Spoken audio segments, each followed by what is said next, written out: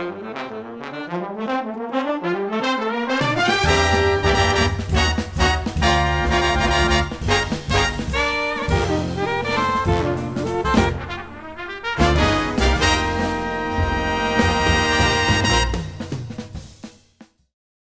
you tell me a little bit about when you first, as a sax player, became aware of Oliver Nelson? Wow. My first exposure to Oliver Nelson was actually through his etude book. He had a jazz etude book called Patterns for Jazz. And my very first student, as a matter of fact, I was about 16 or 17, and just really starting to play as a kid in Virginia. And I had an elderly person who asked me for saxophone lessons. And I don't know how I got my number, but I went to his house. And the book that he was studying out of was the Oliver Nelson Patterns for Jazz book.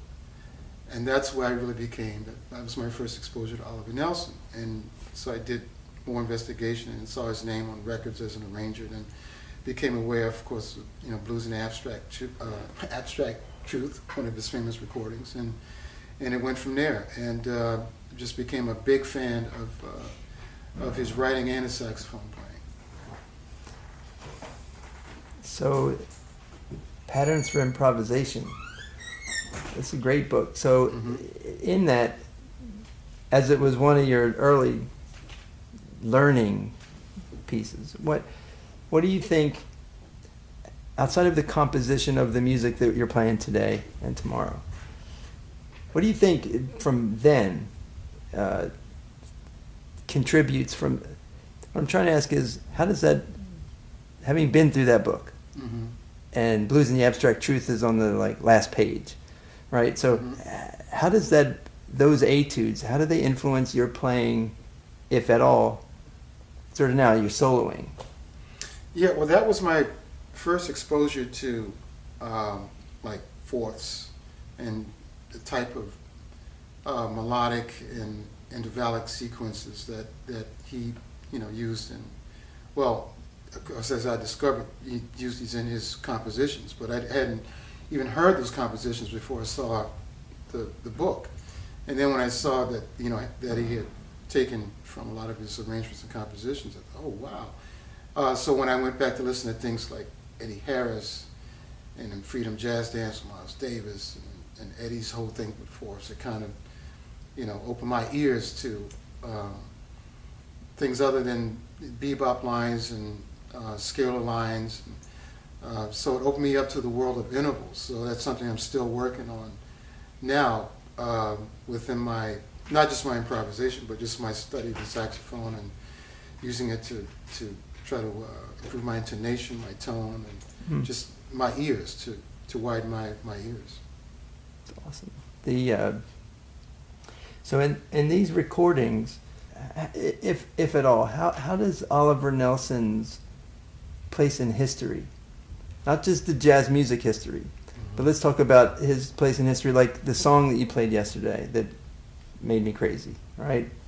The I hope for change in time. Yeah, change right? will come. Yeah. There's a lot in there. So how would you describe to someone who never heard Oliver Nelson, if you had to look at that song as sort of the only song you could play them, what would be in it that speaks to you that is Oliver Nelson? Well, I think in that particular composition, and as he did with other of his compositions and arrangements, he captured the sound of a particular time, a time that is even relevant now. It's timeless. Time of the sound of freedom, the sound of wanting, the sound of struggle, the sound of triumph. He was well aware, I think partly being from St. Louis had a lot to do with that, because St. Louis was, the heart of an American heartland, right in the center of America. So he probably saw and experienced all of that in St. Louis. So there's quite a history of that. So being a product of that and a product of his time, primarily 1960s, America was going through a great change. The world was going through a great change. So he wasn't just this incredible craftsman as an arranger and a composer, but he was an artist. And he captured that moment in time, or that period of time in the sound of that music. And I think you can hear it in a lot of other things. We were talking about his recording Domination with Cannonball Adderley, Afro-American suite that he did. So he was really, attuned and plugged into what was going on around him. I mean, it was incredible, his body of work. He was in constant demand, and he certainly could have made himself just say, okay, well, I'm on call, I'll write this arrangement for this artist sound, but he was much more than that. And I think that song really speaks to that humanity. And what's interesting is, well, this may be a little bit heavier than one would ask in a normal EPK thing, but so you have John Vanore, who's written these reimagined sort of arrangements of Oliver's. Now, in your chair resides great responsibility, and I have to say that in hearing you play, you've been shouldering that in an amazing way. So if somebody were to tell you or ask you, so what's it like to be the guy that is, and this is a little heavy because everybody's a part of the scene, but what's it like to be the guy to represent Oliver's history, maybe even his stolen moments because you're here and he's not, kind of thing. I don't mean that musically, I mean the life stolen moments that we lost because he left early. Right. But how would you tell, again, someone else that doesn't know about that, what it's like to be in that chair, even playing that melody? Like if you... Yeah, well, first of all, John has set the tone for that, because the way that John is doing this project, he's staying true to the spirit of Oliver Nelson. So that really is a guidepost for us. We're all obviously big fans of Oliver, and we respect his music so much. So we realize, I think, what an honor and privilege it is to participate in this project, because a lot of his music is, though a lot of it's being published now through different publishers, but John Vanore particularly, who knew Oliver Nelson and has original scores of him. I mean, he's not trying to recreate anything. He's giving his interpretation of Oliver's music, but staying true to Oliver's vision. So really that sets the tone, particularly in this chair, that, well, this is what's incumbent upon me. I do want to bring my individual voice to it, of course, because this music demands that of you, especially as a soloist. But I also think of the great saxophonists that Oliver hired, who were my mentors and my idols. So I'd speak of Jerry Dodgen, who was still very much in the scene at 83, 84 years old, sounding great, who played on many of Oliver's recordings. Phil Woods, who another one of the great alto saxophonists of all time, and who I had the privilege of knowing and playing with. So, and Jerome Richardson, and so many of those great players, Eric Dolphy.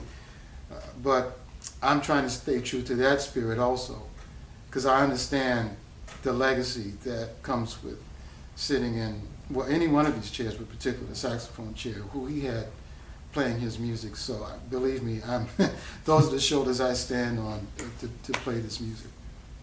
When was the first time, and this can be like yesterday or the day before, it doesn't, I'm not looking for a particular, it's just sort of the truth. So the truth, the abstract truth.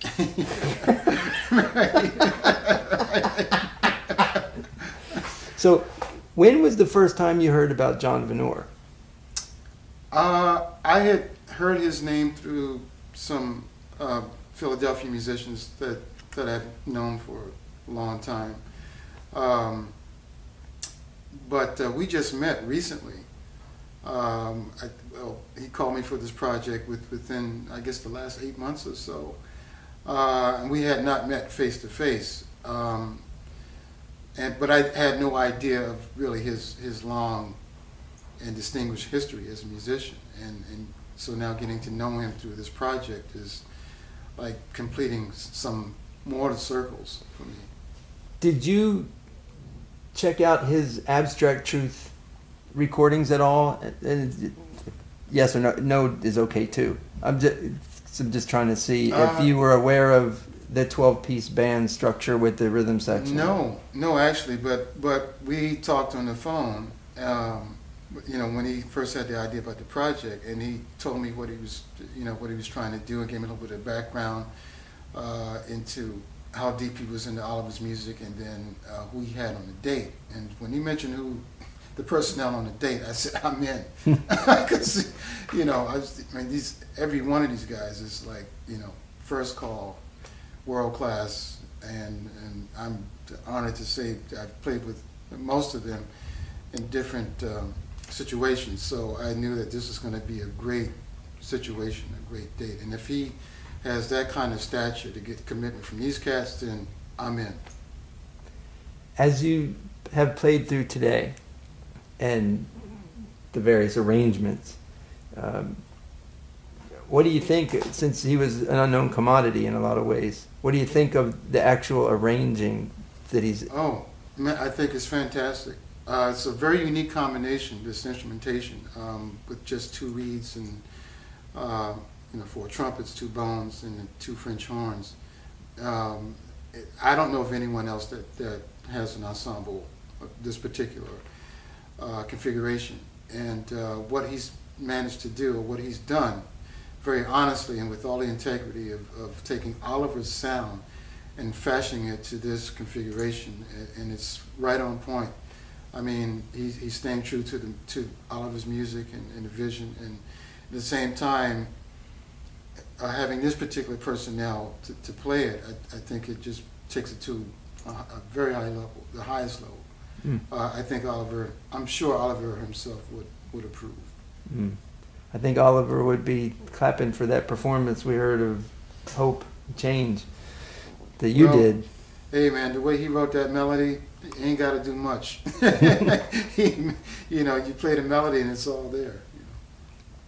Is there anything that if a young saxophone player was, getting started, that you would want to tell them, if you had nothing else to tell them, and you can only talk about Oliver Nelson in this experience, what is there some kind of Oliver Nelson, John Vanore? I mean, I'm kind of smashing things together a little unnaturally, but I'm just curious from a music mentor side, someone who is so accomplished and great player, from a mentor side, how would you share this with somebody? Well, I certainly, when the project comes out, I certainly will, do everything I can to, announce it to the world, but also particularly with students to say, hey, look, here's a present tense version of Oliver's music, and I hope that this will be an impetus for that student to go and to go and investigate Oliver Nelson, not just as a great composer and arranger, but as a great saxophonist. He's really, many people forget what an amazing saxophone player he was, and he kept going, he kept searching, he kept evolving as a musician, I think as a humanitarian. So I hope this project will become a window that for the uninitiated to go and steep themselves into Oliver's music, particularly with this project, because it's so well done, it's so honest, and it's really a great gateway. But it stands on its own, not just as a gateway, but it stands on its own as a great project and to John's vision. So you have both to hang on to. Awesome. So my last sort of question is, so at lunchtime you spent a lot of time with him. I just walked by and because I was bustling around, and I just heard a couple little things. So you were talking Oliver Nelson stories and a little history, and so just give us a little hint about what your your big picture view of Oliver Nelson is? Well, it's definitely one of the most important musicians as a composer, arranger, instrumentalist. In the cut of Benny Carter. Also was a great instrumentalist and arranger composer. Charles Mingus. We sometimes it's one or the other. Someone's a great soloist, someone's a great writer, and you have a few of those who were both. J.J. Johnson, and they were out in L.A. at the same time, in the 1960s and 70s. And there's many, many others like that. But Oliver kept going and kept evolving as both. So in the pantheon of this music, he's one of the most, I think, important and influential figures. I still think that we're catching up to him. And I hope that this generation coming up behind us will discover him and discover the unique sounds and sound palettes that he brought into the music that was very much in touch with the sound of John Coltrane and Miles Davis and put it in a large ensemble setting. Absolutely. How do you see, based on what you've played so far, how do you see John's impact on that notion of letting people hear about Oliver? Well, I don't know of anyone else that's doing this. Doing what? That's taking Oliver's music and, well, I guess John's in a unique position because, he had direct contact with Oliver Nelson. So he can speak to that most honestly and not just giving an impression of Oliver's music, but he's giving it through his experience with Oliver. And I think that's what makes it unique. And I think that's what gives it its integrity and honesty and the sound and the fact that he's got this configuration of instruments. So I think he's in a unique position to make that statement, probably more so than most other arrangers, even other arrangers who really do know Oliver's music. But given his experience with Oliver personally, I think that's no better place. That's firsthand experience. It doesn't get any better than that. Awesome. Is there anything else you would like to add about any of this? Any impressions, thoughts? Well, I'm just literally, I'm really honored that he would call me. This is the first time that we've worked together, and considering, who he's got in this project, in this orchestra, and to be a part of it is really a privilege for me, being a fan of Oliver Nelson, a longtime admirer, and a fan and an admirer of many of these great musicians in this orchestra. So I'm really privileged and honored. Awesome. Or happy to get to know you and hear you. Thank you. It's big time. Likewise. Thank you. All right.